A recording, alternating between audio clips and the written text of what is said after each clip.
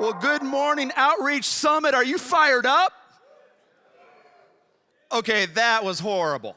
Let's try that again. Switch from the decaf to the regular. Outreach Summit, are you fired up?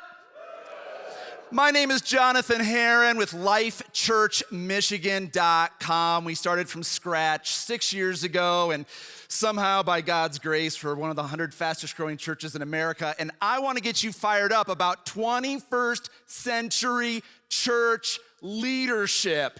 You rock. You matter. You are on the front lines of a movement of God in our generation. And here's the big idea.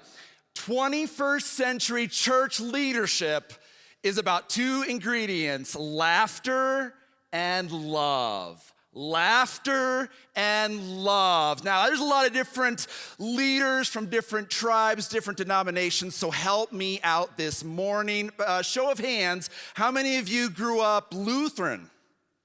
Oh, well, peace be with you. How many of you grew up Methodist? And show of hands, how many of you, like me, grew up Presbyterian? You're not Presbyterian, sir. We don't raise our hands. My father was a Presbyterian pastor in Iowa. I was the pastor's kid, grew up around cornfields, pigs, cows, and I had a lot of faith thrown in my face, but I grew bitter. I rebelled, and as soon as I could afford a full tank of gas, I took off for the nearest major metropolitan city, Chicago, where I was studying theater during the day at Columbia College, and at night, I wanted to be a comedian. I wanted to be on Saturday Night Live, and so I discovered that Bill Murray and Mike Myers, all these famous comedians, learned how to be funny at the Second City. Anybody heard of the Second City? It's the birthplace of improv comedy. You look at TV shows, movies that make you laugh, and they probably learned the rules of comedy at Second City. And so in the mid-90s, I'm in my 20s, going to college during the day. At night, I'm in the conservatory program studying under a then unknown Tina Fey. Oh, did I just drop a name? I'm sorry. Let me pick that up. And I was just breathing it in. I was making pizzas, doing whatever I could to be around these famous comedians, to learn. And I remember one night, there was a line out the door of tourists wanting to get into the show. My job that night was to get people seated. So I ran to the manager. She hands me the next ticket. There's a couple. I say, come follow me. And as I'm taking them to their seats, I realize that they have the best seats in the house. So I look at them, and I first noticed the lady because, I was a testosterone-filled 20-something male, and she was hot. Blonde hair, blue eyes, suction cupped into her dress, hot. And then I looked at her date. He was not.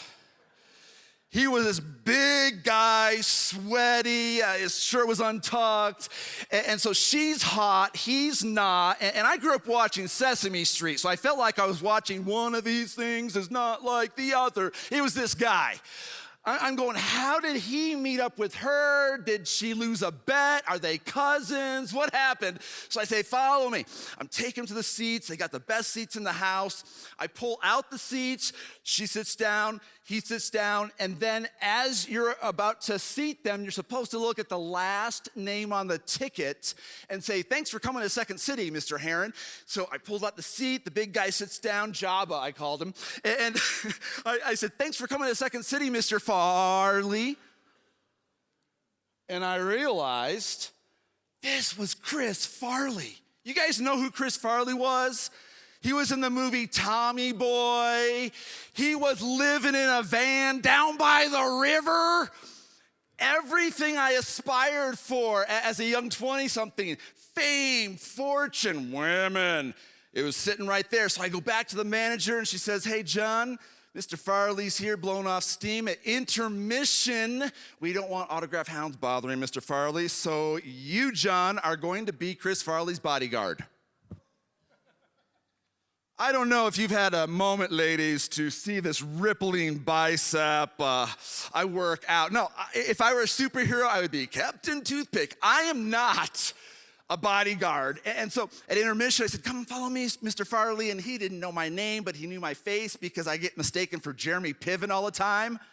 I know you were thinking about it, right? Over here, you're thinking Dave Matthews because you're, I was like, so I take Chris Farley to the other room. I'm like, can I get you a water bottle? And over the next several weeks in the fall of 97, I have a front row seat to a comedy legend. He keeps coming in. I am always assigned to be his right-hand man. One night, he came in with a bunch of friends, and I thought, oh, wow, being rich and famous means that you're popular, until he sat down and whisked out $100 bills, and everybody scattered. And I thought, that was weird. But I was all about bragging to my friends back home in Iowa. This is before we had smartphones, back in my day, in the 1900s. So I said, I'm going to get a picture with Chris Farley to prove I know this guy. I went to Walgreens. I got one of those Kodak disposable cameras. Remember those way back in the day? And we had this Christmas party on a Monday night in December of 97. It's VIPs, staff only.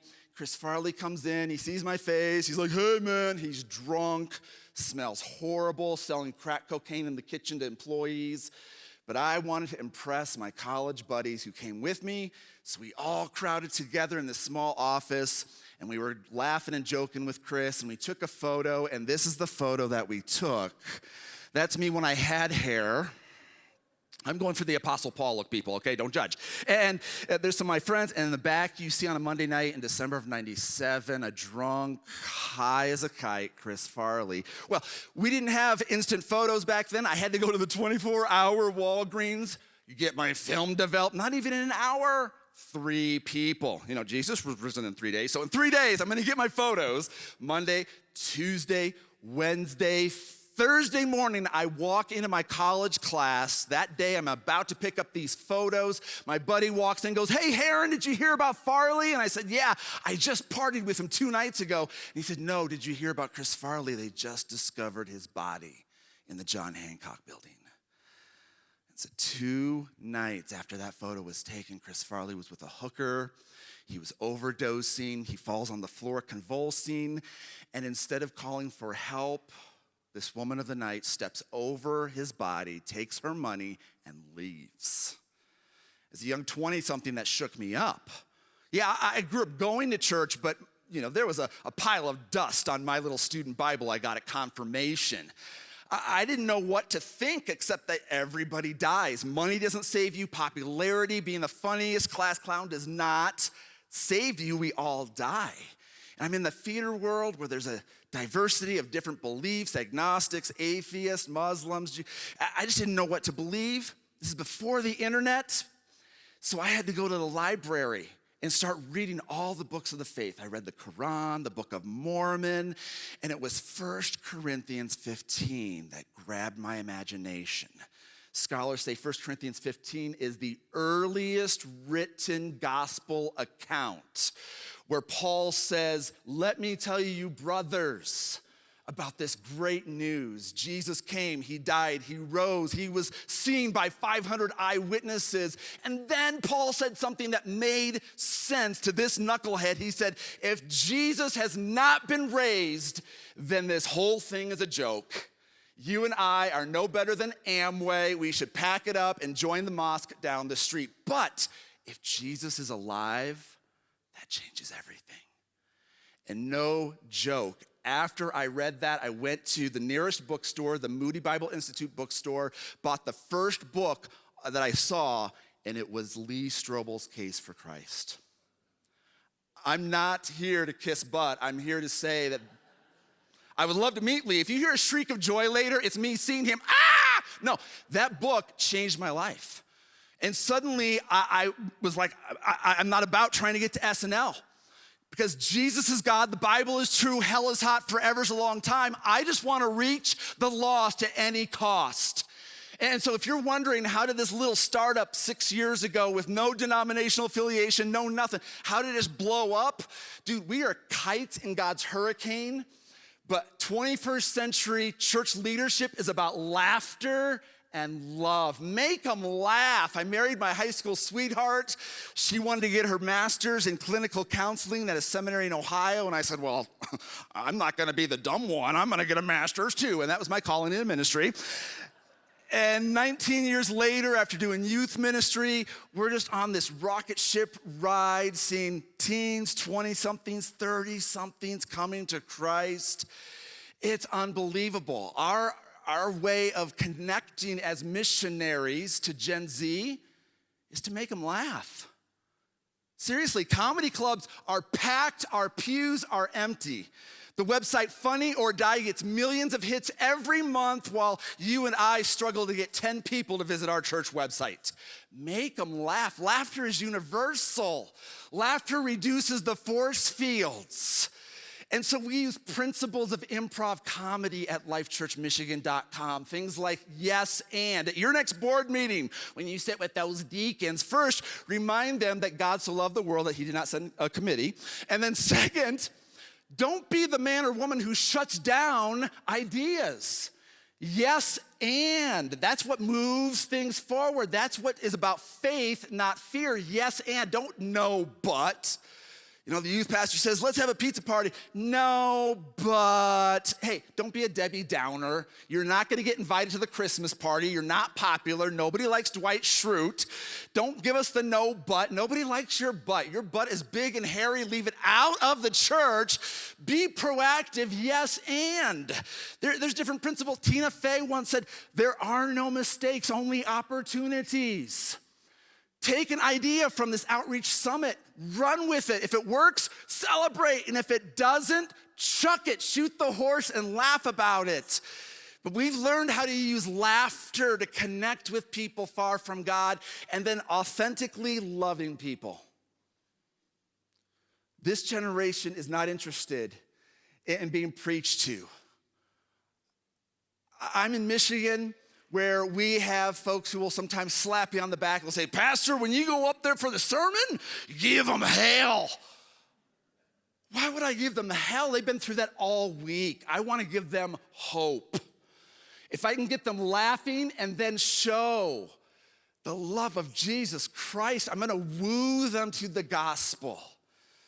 One way we've discovered at our church to love people is to love people. My wife and I, we're those crazy Bible people that read the book of James, and where James, the brother of Jesus, says that it's our responsibility to care for widows and orphans. We take that literally, so we are big into adoption. We've adopted 5 children, and it's like we walk into the Walmart. Are you lost, little girl? Do you want to join our family? Come on, let's go. They punch our card, the 6th one's free. It's awesome. And so we have 3 boys, 2 girls. 3 of my kiddos are African American. My family immigrated from India. My wife is white. So when we walk into Target, we're just a rainbow of fruit flavors. People, stop and look, and they're like, cannot compute, because we're different colors, right?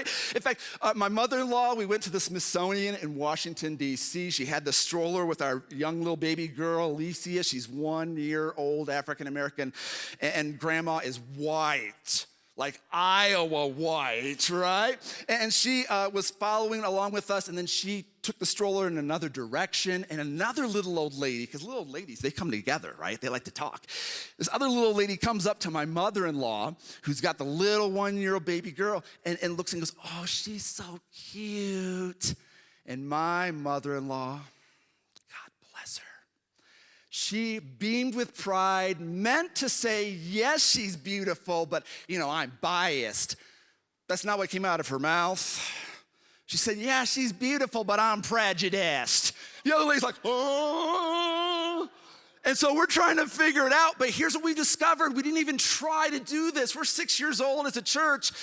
By sharing stories during my messages about my foibles as a father and the diversity in our own family, people who look nothing like me are beginning to lean into the message. At Life Church, we didn't intend to become this diverse, multicultural church, but organically, God made it happen. If you want to reach people who are black or white or tan or Asian, if they look nothing like you, they have to see themselves in your stories, on the stage, in the photos on the front page of your website. We will naturally lean in toward places where we see people who look like us. And so I guess what I'm saying is y'all need to start adopting, number one. No, but they see that we just love these kids and we don't have all the answers, but we have Christ. And so 21st century church leadership is about laughter and love. My time is up. My name is Jonathan Herron, and if we can help you in any way, fearlessleaders.net is your free resource. Thank you so much, Outreach.